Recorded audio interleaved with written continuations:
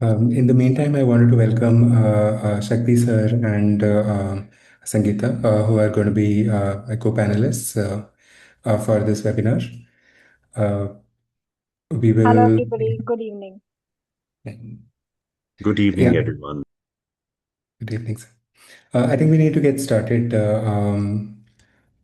So that we are also able to wrap up on time. Hello everyone, and a very warm welcome. Thank you for joining us today for this very critical conversation on rethinking large-scale foundational literacy and numeracy assessments. We used to talk about assessments, education historically in terms of gross enrollment ratio. I hope in this webinar everybody is old enough to remember School Chale Hum on Doordarshan, which was like a song that was very famous when I was a child. The question that we used to ask back then was, is a child in school? That was always the primary question. Getting children into school was the monumental challenge of the 20th century, and by many measures, we succeeded. 96% of all children are in schools right now. But over the last few years, a powerful shift has occurred in the national consciousness. Learning outcomes are no longer just jargon in policy documents, they are now the metric that matters. The question has evolved from is the child in school to is the child learning inside that school? For a while, our national education policy had a simple, ambitious goal. It was to make every child literate by the age of 15. Seemed logical, right? By the time they finish their compulsory schooling, they would have the basics of understanding and they should be able to sort of progress from there. But we learned a very hard truth back then that by the age of 15, it is too late. We've already lost the battle. Research and experience have shown that if a child hasn't mastered reading and arithmetic by the age of 8 or 9, they don't catch up. It's almost impossible to do that. They fall further and further behind, transitioning from learning to read to simply coping in the classroom, almost getting invisibilized in the classroom. The World Bank estimates that today 7 in 10-year-olds in low and medium income countries cannot read a simple text, which is a major learning crisis. Now, this realization in India triggered a seismic shift in our approach, with the focus shifting to foundational literacy and numeracy. And I'm hoping that a lot of us are sort of aware of this whole history, but it mandated repeating. And that led to the idea of NEP 2020 and Nipun Bharat Mission. But FLN is not just a policy mandate under NEP 2020 or Nipun Bharat Mission, it's the single greatest predictor of a child's future educational journey. We've seen that 1,000 rupees investment in FLN in a child's education leads to 10 to 15x gains in their overall sort of learning, in their overall earning potential towards the later stages. So it is quite important. Yet when we talk about scale in a country as diverse and populous as India, there, the challenge is how do we move from all of this talk, which is fairly ideal, to the incredibly complex? And how do we ensure quality when we are reaching millions of children across different linguistic and regional contexts? And once you have a pedagogy that works, how do you measure progress in a way that is both scientifically valid and practically feasible? Now, this brings us to a fundamental truth in educational reforms. You can't change what you cannot measure, right? We cannot improve early grade learning if we cannot see it, track it, diagnose it when it is breaking down. Vision without data is just intent. Now, to dissect these aspects, I'm thrilled to join by two experts who represent the bridge between theory and practice. First, we have Dr. Shaktibrata Sen. Sakti, as he is fondly known, leads Room to Read India's literacy and gender equality portfolios, drawing on more than 2 decades of experience in a program management, implementation, and evidence-based advocacy and lobbying. He has designed quality oriented, scalable programs that develop literacy skills and reading habits in children, support girls to complete secondary schools, and engage government stakeholders to advocate for girls' education. With the focus on early literacy, teacher professional development, and children's text creation, he has done exemplary work in Indian scripts and languages and is passionate about bringing children's literature into the classroom. And I am happy to say that I have personally benefited from a lot of long conversations with Shakti, which has clarified and reinforced my own ideas about educational understanding to a great extent. Second, we have Sangeeta Oak. Sangeeta began her career as a software programmer. before moving into entrepreneurship with her own tech media firm. Her passion for education and technology led her to focus on building innovative learning tools for schools. At EI, she leads the learning applications team, where she works on the intersection of pedagogy, technology, and large scale assessment design. Her work focuses on creating reliable, scalable, and evidence based assessment systems that help educators move beyond scores to actionable insights, especially in the context of foundational learning. And I'm proud to call her a colleague and a very, very dear friend for the past 5 years. So we have a lot to unpack. So let's get started. Now, my first question is to Shakti. Shakti sir, you've spoken quite eloquently in the past about things like orality, fluency, orthographic expertise, and exposure to a variety of texts. These are constitutive of a comprehensive and intertwined literacy experience for children. My question is, why are some of these qualitative things important? And is it important to make space for these in the epistemology of FLN assessments? More importantly, what are we supposed to do with the data that comes out of these sort of FLN assessments? Uh, Thank you, Arvind. First thing is that I am still not a doctor. मैं बहुत ही मरीज किस्म के आदमी हूँ. So here I am with whatever little I know. So number one, you were talking about learning in the beginning, Yes. how learning outcomes and how learning is becoming one of the major propellers, not only of policy discussions all over the world, let's say in every low and middle income country. It is also one of the basic things that one needs to understand while able to do any sort of a planning on advocacy or data evidence building or anything. Right. And more importantly, we learn several kinds of things in often very automatized and easy ways. Therefore, it seems like it's an easy thing to understand, but it's not. It's quite a complex thing.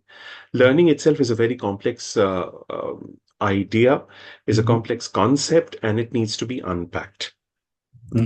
And we know that there are different kinds of knowledge that we all acquire.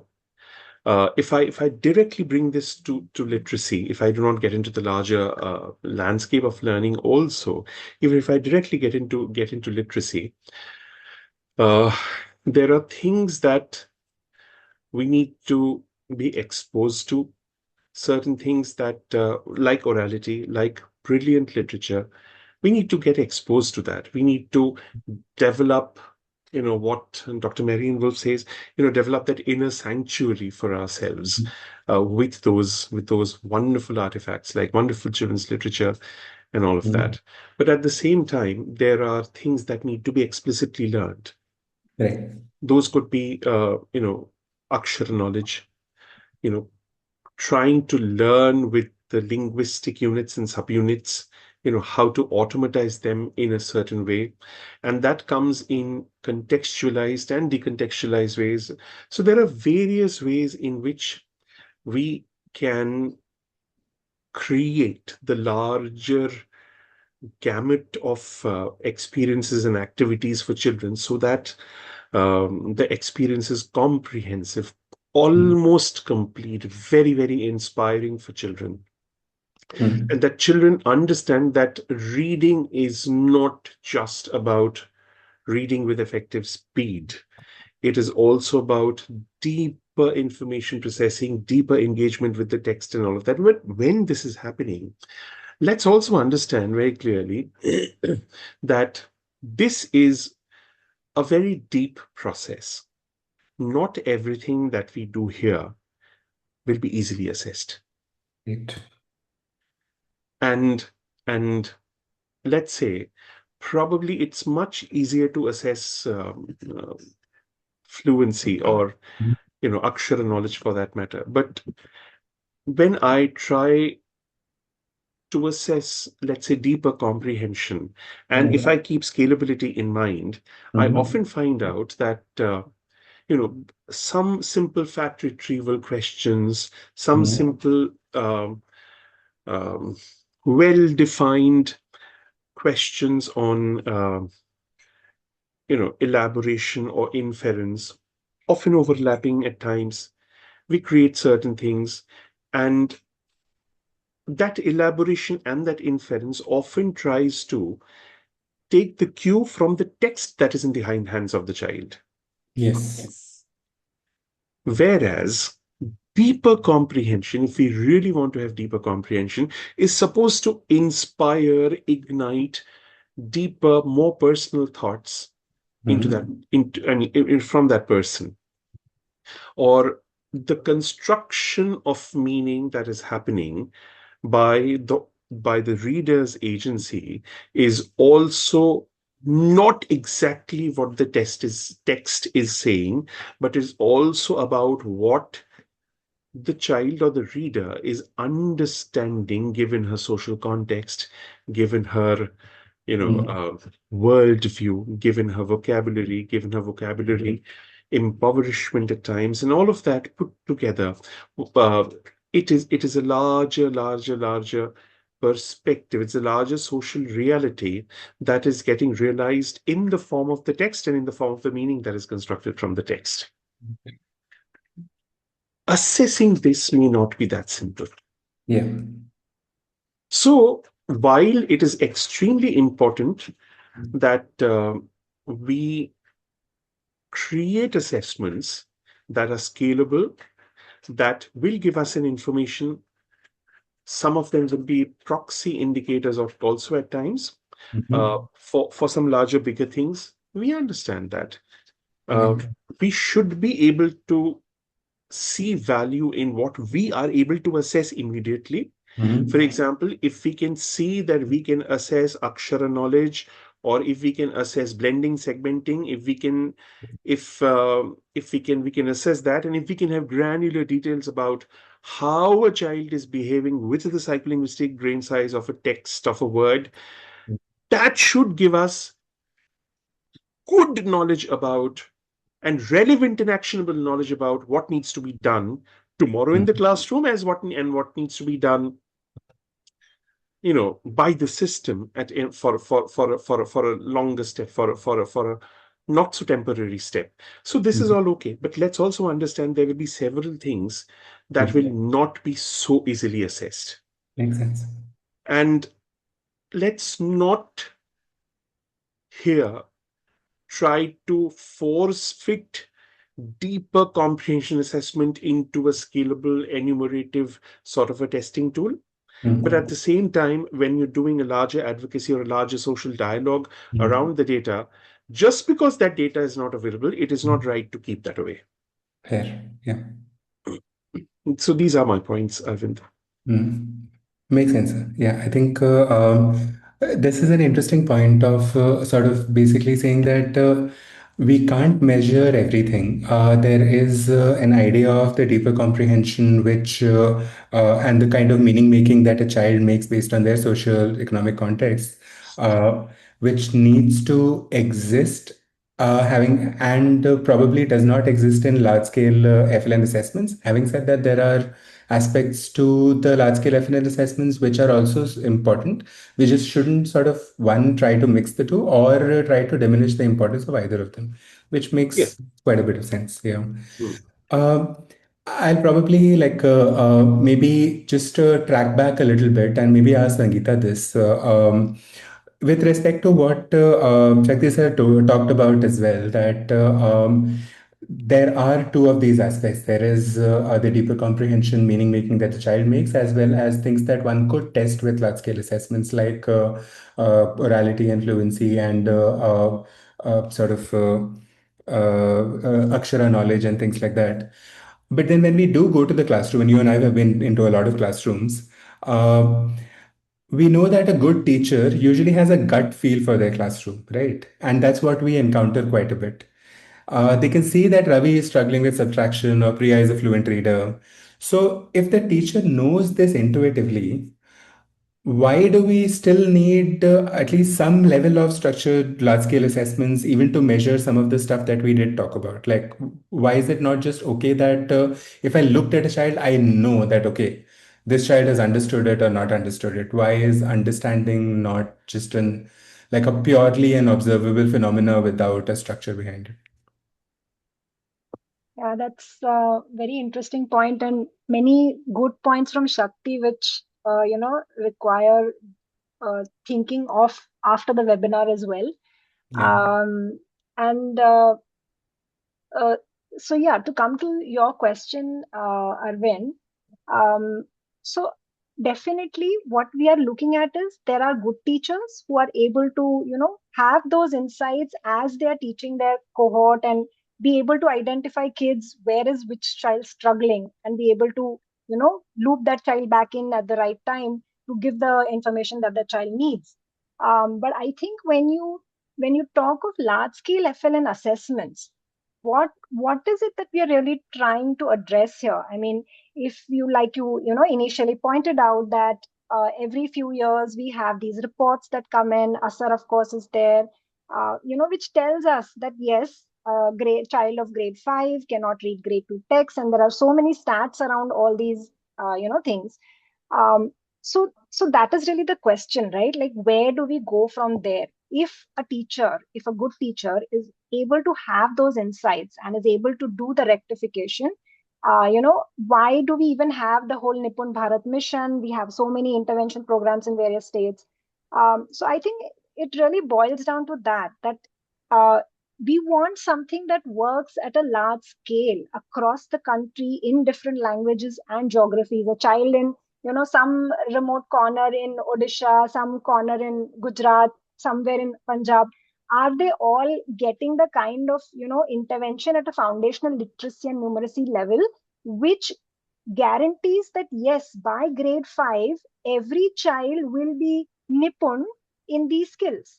And then are we really saying that yes, that is a predictor for telling me that most of these children will not drop out of school as they go forward? Because that's one of the largest reasons for children dropping out, because they simply are unable to cope with the reading load. And reading affects everything, right? Not just literacy, right? Your numeracy skills are affected because your reading is poor.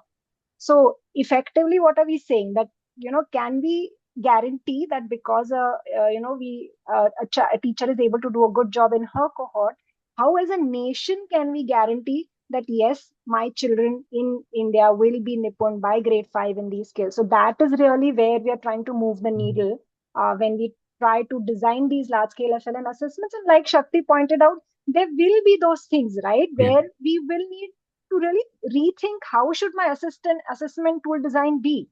And Yeah. some of those things, like what Shakti pointed out, we may not be able to capture, and we may not be able to in fact go back and do something at a large scale. But then Mm. how about moving the needle on some of these things where we are saying with confidence that all grade 5 children can definitely read a grade 2 Mm. text, which is Mm. where we are struggling right now. Yeah. And the learning crisis that you mentioned at the beginning, I think, is really about that. Makes sense. Absolutely. And just to tie these 2 points, Shakti, I mean, do you envision like, can you lay out a sort of a picture of how these both, let's say, some standardized assessments as well as space for deeper meaning and comprehension exist in the context of a classroom? Is that possible? In the context of a classroom, for sure. Mm-hmm. In the context of assessment, I'm yet to learn, certain good ways of putting them together. But Okay. even before that, I just wanted Mm-hmm. to point out that, Mm-hmm. as if as Sangeeta was saying it, that uh, and you were also mentioning that, Mm-hmm. what if a teacher knows the class very well? Right. Right. Is that not enough? Mm-hmm. Uh, my little 2 cents to that question is that it is enough and it is not enough. So, number Mm-hmm. one, uh, for example, let's look at the society. I'm not talking about the Republic of India. I'm talking about the Indian society, which has been teaching phonics for about 3,000 years old. Mm-hmm. And yet, uh, do you think that the entire school system that we see today, the public school system, does it know all the nuances that phonics teaching needs to have in Yeah. order to help children succeed. Why is this? Why is this happening? We must Right. understand this, that Mm. language scripts and the way we speak, the requirement for literacy, the requirement for assessments do evolve and they change over time. In today's world, it is extremely important to be able to, for a child to be able to quickly, uh, put together sublinguistic units and make sense out of it. Right. You cannot delay anything. But at the Mhm. same time, I'm not also suggesting a cognitive load that you need to put on children, that you do immediately do everything. It's not that. It has to Mhm. be done organically and as they evolve. Right. But at the same time, let's understand that uh, what is needed, what is needed for the child to succeed, what is needed for the child to do well in reading tasks or understanding their granular reading behavior. Mhm. Yes, teachers can see that, and teachers do um, appreciate, and teachers can help. Mhm. But as teachers, we also need to reflect, do we need to upgrade our knowledge? Mhm. Mhm. That is the kind of requirement that we need, and this, I think, is a gap here. Right. That just by knowing children, I mean, knowing where they are, somewhat through an Mhm. intuition, is Right. often not enough to help them. Mhm. Mhm. So it's extremely important to have observable data, and where that limitation is, and you need to go beyond. And it is Right. possible to have that. And Right. without this clarity, you Mhm. will never be able to help children in whatever classroom you are in, Right. and in whatever kind of assessment that you are doing. Some things will be left out, Right. and I mean, it is so. Assessment is a great contributor to the process of pedagogy. Mhm. But the larger piece of learning has its own epistemology also. Right. We need to be able to cater to both. Makes sense. Right.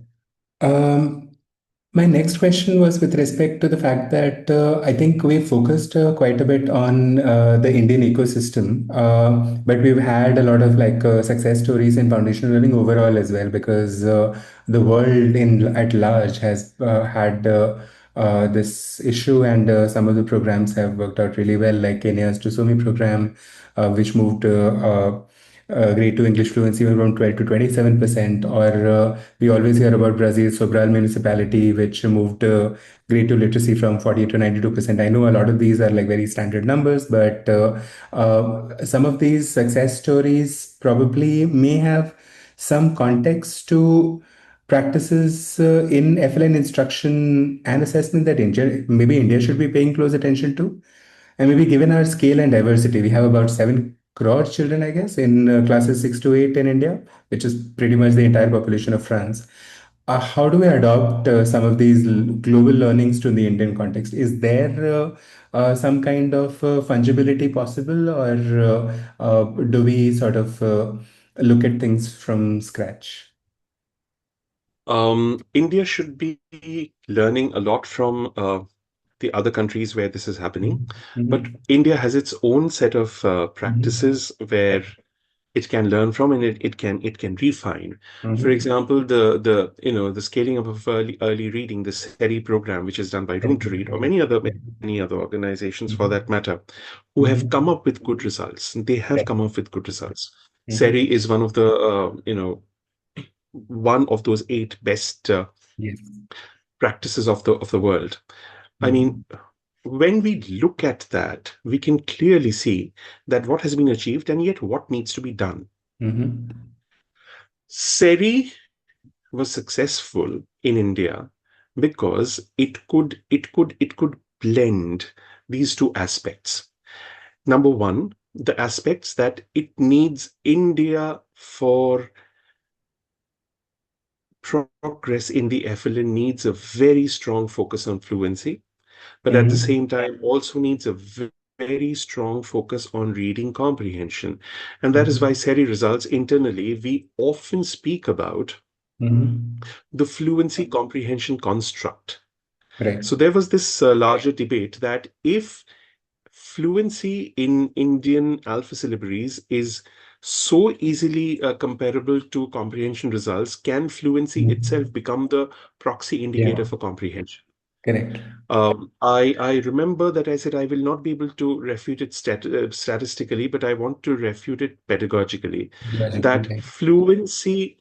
fluency is a wonderful contributor to comprehension, but the more deeper Mhm. comprehension gets, fluency becomes subsumed under comprehension. So what Yeah, gets subsumed under comprehension, please do not put that exactly. as a proxy. Right. And that is where we always spoke about fluency and comprehension construct together. Mhm. Always Mhm. see them in correlation. And Mhm. it is important to understand that only fluency with speed. So many Mhm. children develop speed quite a bit. Yeah. The moment you will tell them that we will discuss the text after you read, you will see Mhm. the speed dropping, and there's no problem in it. Right. So what we need is that effective speed, the Right. effective speed in which the brain resources can be Mhm. free, the cognitive resources can be free for meaning making. Mhm. Mhm. So, putting fluency and comprehension in correlation to each other, Right. I mean, that is how we need to proceed forward. That was our first learning. Mhm. Mhm. Number two, never forget good literature into the classroom. Yeah. If children do not have a variety of texts for practice, the eye on the text is extremely important. You will Mhm. never be able to create that right kind of results. Correct. Number three, even when you're doing a large scale program somewhere, Mhm. certain things can go wrong at certain points. Instead of Mhm. trying to figure out where did it go wrong, I mean, just doing that Mhm. alone, it is Mhm. important to do quick periods of course correction. And I'm talking about grades 1 and 2. As far as Mhm. grades 1 and 2, let's not make the mistake that this is remediation. This is just revision. Mhm. And Right. that is extremely important to be able to do, to be able to sustain the literacy learning gains for the children. Mhm. Mhm. So, apart from course correction, apart from having enough things to learn with, read with, Mhm. texts, have the right kind of a teacher. Right. Have the teacher uh, help children read.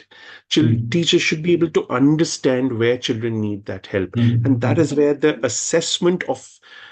assessment knowledge is extremely important. It is the pedagogical knowledge which will also be will also be important. The knowledge of Mhm. assessment, reading assessment, is not exactly identical as the knowledge of pedagogy, Yeah. but both need to be there. In spite of the overlaps, let's not make the mistake that they are the same thing.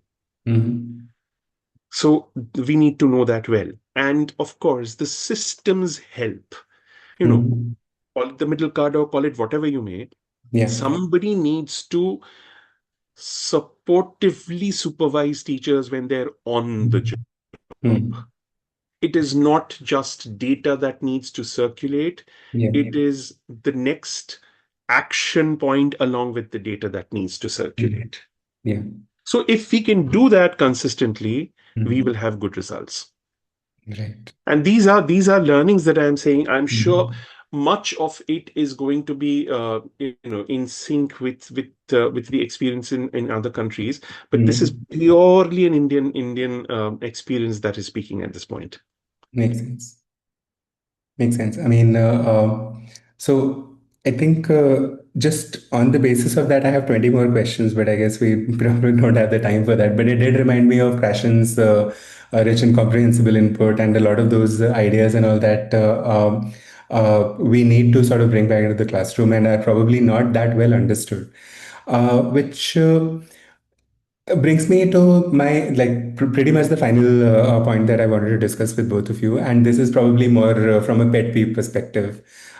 We did talk about a lot of sort of areas that need to sort of exist in the classrooms as well as in the systems for effective learning to occur. And we know that while ASER has shown recovery and even progress in certain areas recently, challenges still persist. Dr. Jingran talks about the high level of disparity between within a classroom itself and among schools, or the experience of TAL in Africa shows that there is a need to strengthen systems, as Shakti was just mentioning, so that they generate good data naturally and not the other way around. There's also very little evidence that FLN results are being used to inform classroom instructional strategies, or that this data is too generic for it to be of any use to teachers. So these are some of the problems that are in my mind, but what are some of the aspects of the current FLN practices and FLN assessment practices that concern you specifically? Like, what do you think are going to be like the top two, three things that don't let you sleep at night? And I'll probably ask that to Shakti first and then maybe to Sangeeta. Um, my first concern is that is the child having a variety of text to practice with, and B, the time in the classroom routine to practice with it every day. Because, I mean, you can teach the child, I mean, he would need a systematic exposure and understanding of the Akshara units and all of that, and etc., etc. That is all fine. That needs to go on. But what is important is to be able to understand that there is a lateral linkage that needs to be done with a child's reading instructions and the exposure to the text. If this is not systematically aligned, which I often see as missing, this is, I mean, just only by by teaching aksharas or by teaching fluency, one will not be able to help the child Mhm. to have sustained literacy gains, which will never vanish away. So this keeps me a little concerned that, why aren't we understanding as a system that there needs to be, I mean, we are very pendulous. We do either and or. I mean, Mhm. that is something which I'm really scared of. Like, we Mhm. need reading instructions with a very clear discipline, and we also need this lateral linkage, the time to Mhm. read, the practice to read, that eye on the text. Without these two, it will not happen. So that's number Mhm. one. And Mhm. number two is, uh, what are we doing to help our teachers gain this understanding at scale? You know, uh, uh, uh, teacher training on the philosophy of literacy or the philosophy of education, or how aksharas can be taught, or a peer learning of how best practices can inform each other. These are all very good, but Mhm. never enough. The teacher who's struggling with that one child for various social reasons or for exposure reasons in her classroom needs to be Mhm. helped to be able to solve that problem. How do we get that knowledge to the teacher is Mhm. something which I mean, I really think that we really need to bother with much more focused consciousness. Mhm. Over to you, Arvind. Makes sense. Sangeeta, do you have any thoughts on the same? Yeah, in fact, there again, like you said earlier, so many points running through my head and so many things to cover. But the concerns that you did talk of are very valid points, and there are, like I said, concerns in the system as well. Like, how are Mhm. we addressing some of the system level concerns when it comes to large scale FLN assessments? Mhm. Um, in fact, yeah, FAIRS has just started the presentation, which I will, just quickly take everybody through because so with Neve, we are trying to address some of the concerns, that we have noted with large scale FLN assessments. First of all, for those who have not, seen what Neve is, it's a digital app and it's an offline first app, obviously, because we have to cater to low connectivity or even zero connectivity areas. And it runs in multiple languages. As the name Neve suggests, it basically is it's for foundational literacy numeracy tools that we have contextualized, translated from EGRA and EGMA. And so, what are some of the things that we are trying to, what are some of the concerns that we are trying to address? Uh, like one of the things that earlier, Shakti talked about, the data part, that when we assess what kind of data are we gathering and how is it, helping the intervention or helping the teachers in the classroom. So that is one big concern, right? Like in pen and paper, we are essentially coming back with, the field telling us that, okay, the child did four right and five wrong. But that is not really telling me how this ties into the larger picture of why are children not able to read even, a grade text that is grade two grades lower than them.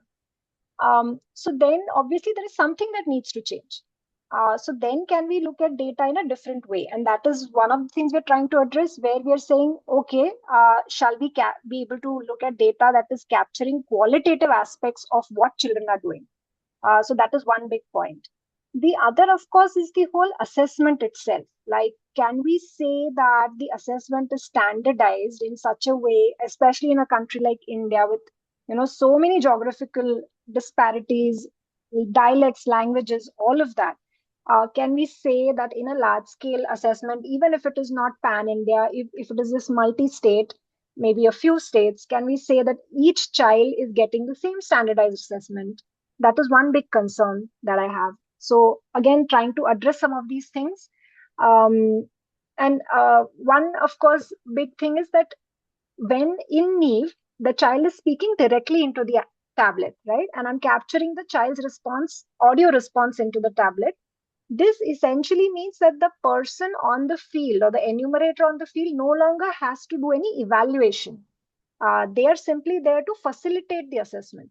So this means that I am no longer, at the mercy of either the caliber or the enthusiasm of the evaluator on the ground. And so delocalizing that, separating the actual data collection from the scoring is one big aspect that we are trying to, address. So these are some of the challenges that we have tried to address with NEET. And you can see that because essentially, like the literacy assessment, in fact, is entirely conducted orally, where the facilitator, is reading out the questions to the child in a one-on-one format. With the digital mode, obviously, the entire assessment is conducted in the tablet itself. This obviously brings in other factors like, being able to cover more children in the assessment period. So what are these advantages? Essentially, I am completely decentralizing my evaluation. No longer is that opaque to me. Whatever is happening on the field, I'm getting all of that data in all its nuances. And I'll take you through some videos if we have the time. So, for example, and this is actually a pen and paper assessment, but we did a video capture of how children are reading, and this was what was super interesting, right? But if you can just run the video here of the first child.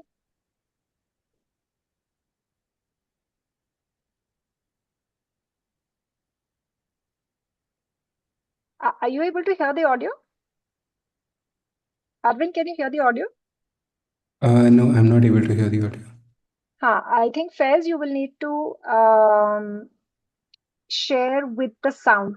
So to come back to that particular video, the child is reading the letters. He's playing it.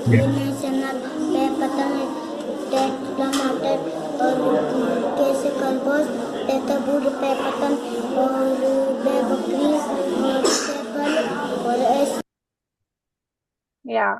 As you could see, the child was basically associating the object with the letter, which is a common thing that you see in classrooms. Obviously, that impacts their ability to understand that, per papita, per patang is essentially they're, not able to break off the letter per and understand how that works.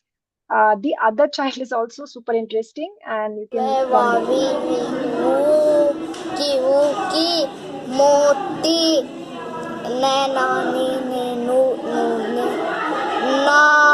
the So this is the kind of data that now gets directly captured in the tablet. And which is why what Shakti was saying is like super interesting to me, that how can we design something where we are able to really capture nuances of how children are reading, how are they processing all this, and then can we sort of tease out these strands at a large scale level and understand some patterns, understand how it correlates to some other predictors of going ahead. um, so that is basically, I think, the potential of Neve, and the excitement that I feel.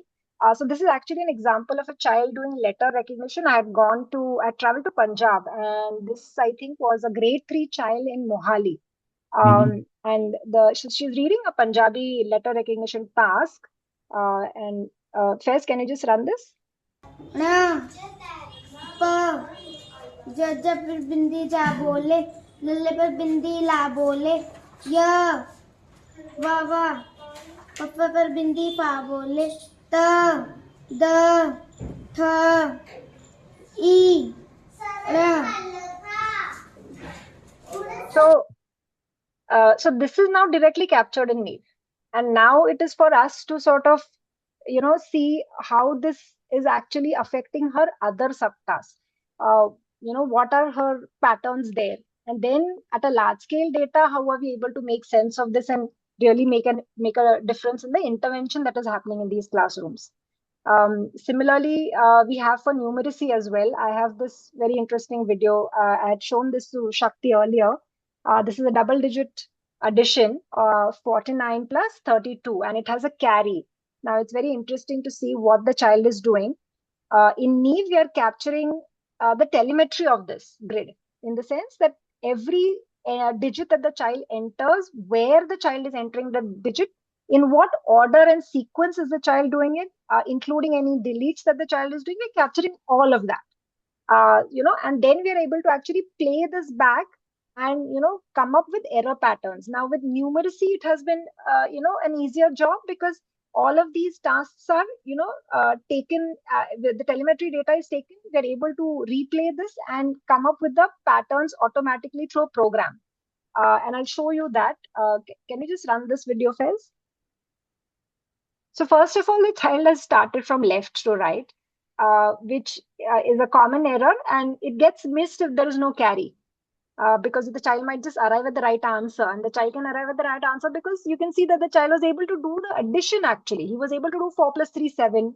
He was able to do 9 plus 2, 11. He was just not able to do the regrouping. He doesn't know how this works together, and he's actually come up with the answer of 711. Now, if you see this, okay, so this is actually, there is a lot here to unpack, and this will need a separate session. But essentially what we're able to do is, what we are seeing is the sums that one child has seen. And we're able to correlate this with the entire cohort. So there were 8,000 plus kids who did this particular sum. And from that, we are able to see that nearly 5,000 kids got it wrong. And what were the most common errors? What were the most common answers? So you can see that, 711 was one of the top errors. 71, again, which this child has done, is a top error. And then what is the error analysis we can do from this, and what is it that we can understand from these error patterns? So this is the kind of data that we can see with the numeracy task very clearly, these patterns that we can see. And then obviously going back to the classroom and sharing these insights with the teachers. So yeah, this is again very interesting. This is a child who I had gone to Patiala, and she's reading a grade 3 Punjabi text. And again, the way they are decoding it, where is she struggling, with which words is she struggling? Can you just play this, Faiz?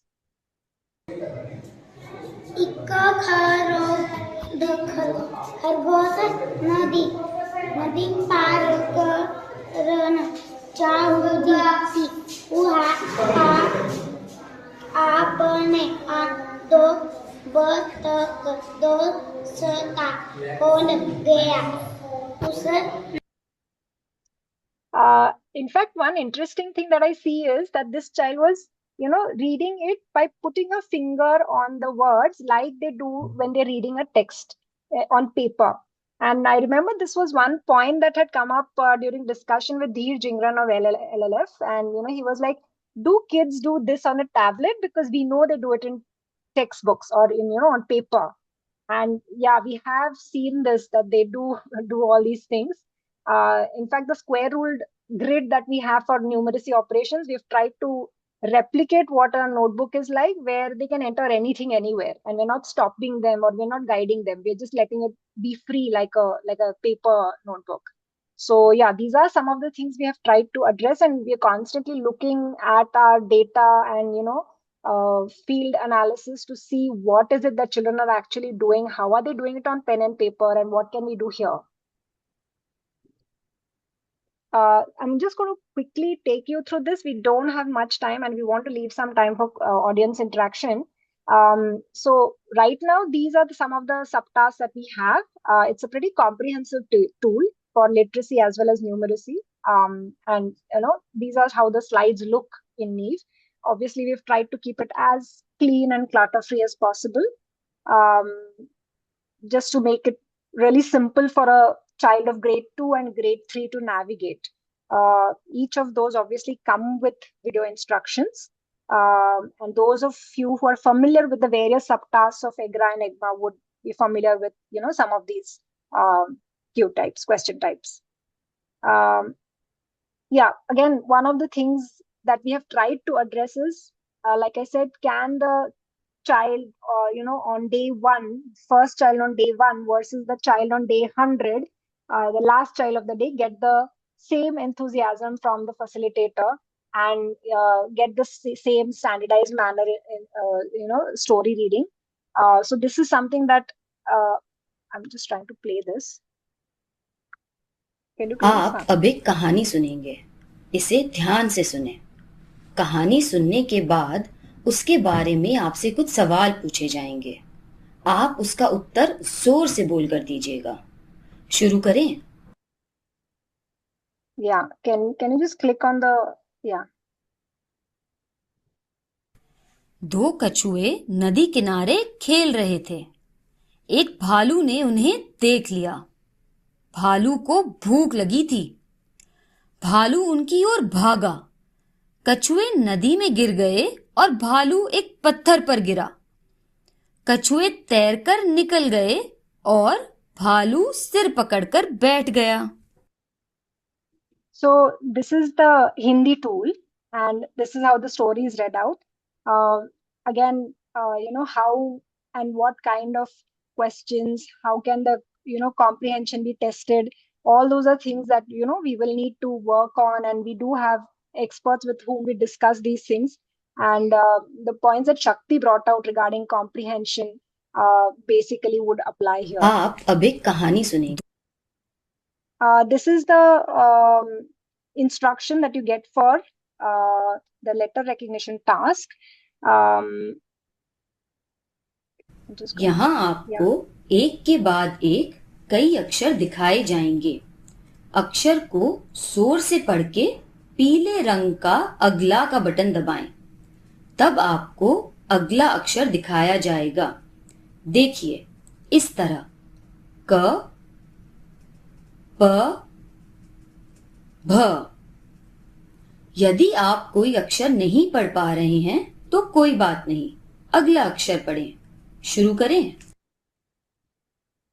So again, the idea is how can we keep the whole assessment environment gentle and stress-free for the child. Hence, the instruction says, it's okay if you don't know and just move ahead.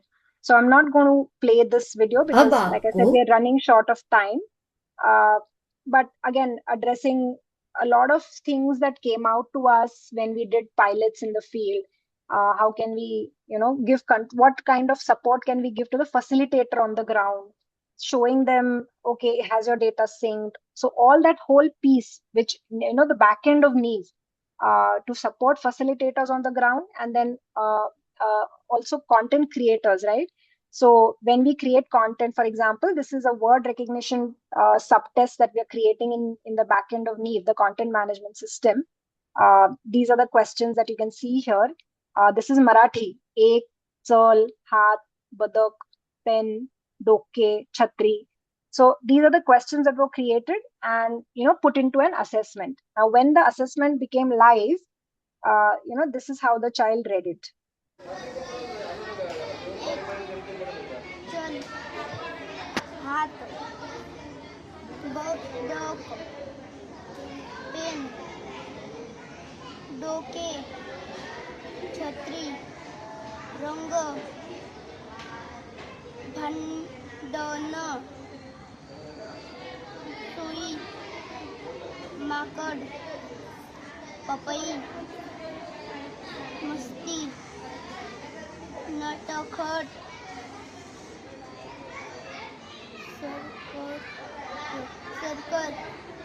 circus.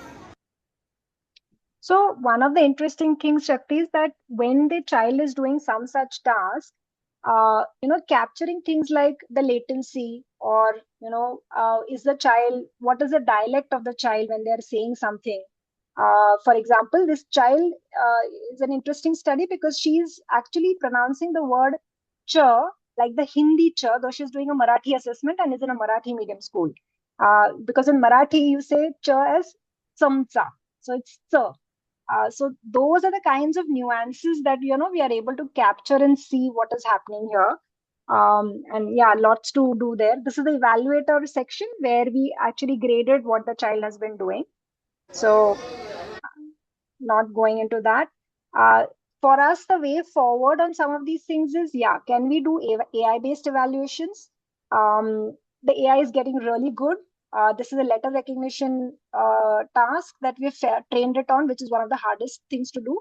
And here you can see that, so we started off with 21% accuracy and we have now got to 91% accuracy, which is pretty good. It still has to learn matras. That is where it still fumbles.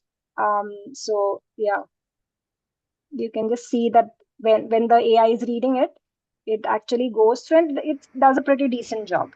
Ha, sa, ya, gdha, a, fa, tra, cha, u, kha, sa,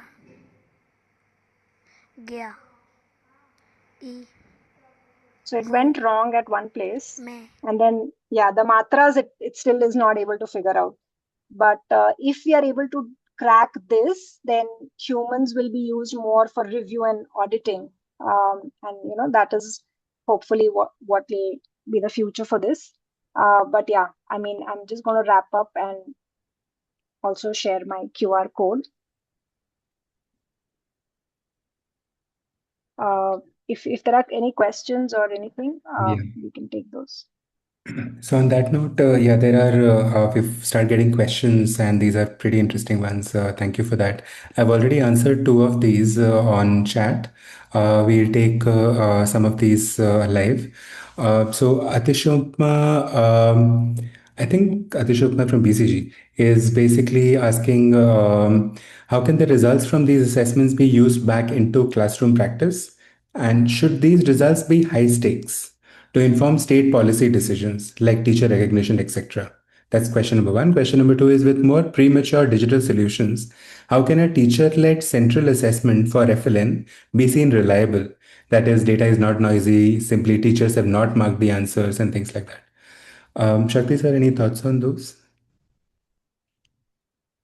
So number one, there are certain skills in the trajectory of skills for literacy that are extremely important, without which, or without knowing where the child is at on those skills, you will never be able to make any decisions, whether it's an individual teacher's pedagogical decision for the classroom or the policy level decision for the government. For example, this Akshara knowledge, fluency, speed, these are such kinds of knowledge. There's such kinds of skills. Without these, you will never be able to make the right kind of decisions. But at the same time, as I was saying, that these kinds of data points are easily available to us if you have a good standardized testing tool. But at the same time, a very important thing that we often miss is, as I was saying, that is practice time included? And does practice time have a variety of texts? For example, if I could just take 2 minutes on that, I could see that that child who's reading a grade 3 level, or no, whatever it was, it was Gurmukhi passage being read by a child who's in grade 3, if I'm correct? Yeah, yeah. Whatever. So if you look at the way that the child is reading, if you look at that, most logically and common sense knowledge is going to tell you that the child needs more automaticity or blending and Correct. segmenting skills. Yeah. But what the child would need actually, along with the segmenting and blending fluency, is an exposure to real-time language and authentic text. Right. It seems like texts are only for curiosity building and that me time, that little pleasure, reading for pleasure sort of a thing. No, I mean, texts do have a lot of things to contribute to this larger uh, process of fluency and reading and things like that. And it is important to understand, I mean, if you do not know this larger landscape, you will not be able to understand what to plan for that um, for that intervention. So if you see that the most high stake, this is going to be a high stake data point, but the high stake data point should be dealt with the right kind of high stake knowledge. So you cannot say that if this is the problem, just fix it and the whole thing is going to be happening well. No. Other than that, you would need 3 supporting things without which this will never become sustainable literacy gain. So this needs to be understood. So this is extremely important, that after we have had good, rigorous, authenticated data, it is extremely important what kind of dialogues are we building around that data at the individual level of the teacher as well as the level of the policy. These are two different, very different lenses to look at that data. Yeah. Policy, when I look at that video, from a policy level perspective, if I see, I'm going to probably think of institutionalizing that reading time, the availability of text, how those variety of texts can be made and created and made available to the child and all of that. But for a teacher, it is important to understand how to actually use that in the reading instruction in the classroom. Two very different things, but with the same set of data, and that's pretty high stake. Right. Makes sense. I think there's one other question which probably relates to Sangeeta more. Supraja is asking, how is the quality of data collection checked when there is large-scale testing? And how are students trained to use the tablets? Has there been any challenges among young children in relation to finding it difficult to use the technology? Yeah, correct. So all of these are valid points, especially when we want to move from something traditional like pen and paper to digital. So there are many points. One of them, like Shakti said, practice time for kids. And every subtask that we do have practice before the child actually starts doing the task. One point, of course, that we are exploring is how much more practice time do we need to give. So far, what we have found is that and I've traveled to various states and all kinds of districts, even tribal districts, and I've generally found the level of enthusiasm conquers all. Like small children have so much enthusiasm to get their hands on the tablet, and we have always tried to lead it. Even during trainings that we do for the field personnel, don't call this a test. Don't make it high stakes for the child. Don't call it an exam, call it an activity. And then activity karenge tablet pe, so they're so excited. And generally what we have found is that in some cases, not because the child is not able, but simply because sometimes the child just freezes in a certain environment, we have provided for audio nudges just to tell the child it's okay, you don't need to stay stuck on the screen, it's okay if you don't know. So we have done those kinds of pilots and testing with a variety of kids and scenarios. so far the results have been very encouraging. But yeah, definitely there will be things that we will keep thinking of, like we've added, decibel checks. How can the child speak at a certain level? In some classrooms, they were so noisy that we had to, the base level itself that we set was, okay, this child is really noisy, so base level has to be above that for the child. So we have done a lot of that. And yeah, we will keep trying to improve it and make it more robust. Right. Thanks so much. I think in the interest of time, I think there are a couple of other questions, but I'll try to answer those on chat. Just wanted to, because we still have all our participants hanging around, which is great. Thank you so much. Want to take this time for both Sangeeta and Shakti sir, maybe first Sangeeta and Shakti sir, to put in some closing remarks on like the whole webinar itself, the discussion that we've had, and maybe a few key takeaways that you wanted to sort of leave us with. And yeah, happy to hear your thoughts on the same. Yeah, so I can go. First of all, thank you so much, Shakti, for being here, sharing your thoughts. It was wonderful to listen to you, have that opportunity again. And so many insightful points, right, that we can take back. And like you said, there are many levers to improve upon. We are looking at addressing how can large scale FLN assessments be improved upon so that we get qualitative data, and then how do we do this in a way that is that it is valid and relevant and can be used. So I would say it'll require a lot of collaboration. It's not like one person, one organization kind of a job.